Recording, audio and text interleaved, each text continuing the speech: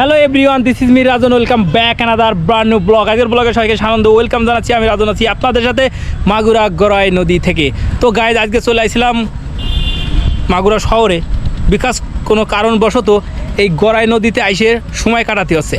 এত গরম শহরের ভিতরে আসলে চলা অনেক কষ্ট, এই জন্য আমি চলে আসি মাগুরা গড়াই নদীতে সময় কাটানোর জন্য।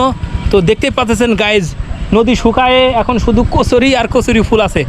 আর এদিকে আমি একটু দেখাই আপনাদেরকে ব্রিজটা, রাস্তাটা, ওই যে ব্রিজ দেখা যাচ্ছে ওইদিকে, এদিকে রাস্তা, এখানে এই যে কত সুন্দর একটা খেজুর গাছ, এদিকে এই যে গাছ, মনোরম পরিবেশ।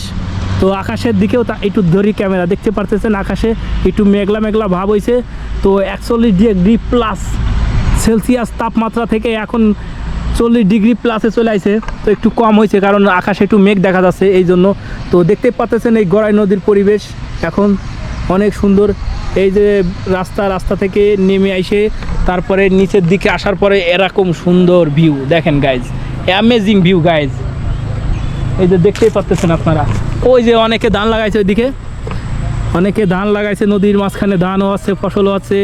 এদিকে নদীতে অনেক কচুরি ফুল দেখা যাচ্ছে, কচুরি ভরা, মানুষজনও মাছ মারতেছে, ওই যে দূরে দূরে মাছ মারতেছে অনেক। নদীর পাড়ও একটা ওই যে মন্দির দেখা যাচ্ছে, অনেক সুন্দর একটা মন্দির। তো গাইজ দেখতেই পাচ্ছেন এদিকের পরিবেশটা আসলে অনেক সুন্দর, হালকা হালকা হাওয়া আসতেছে।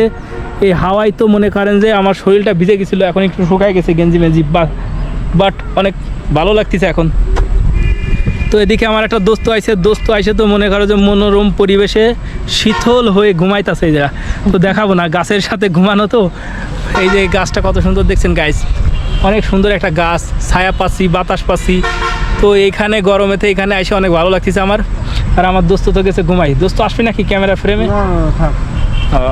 আর দোস্ত ক্যামেরা ফ্রেমে আসবে না, লজ্জা পাইছে। তো আজকের ভিডিও এই পর্যন্তই। ভালো লাগলে একটা লাইক করে পাশে থাকবেন। মাগুরা গড়াই নদী থেকে আমি রাজন আছি আপনাদের সাথে।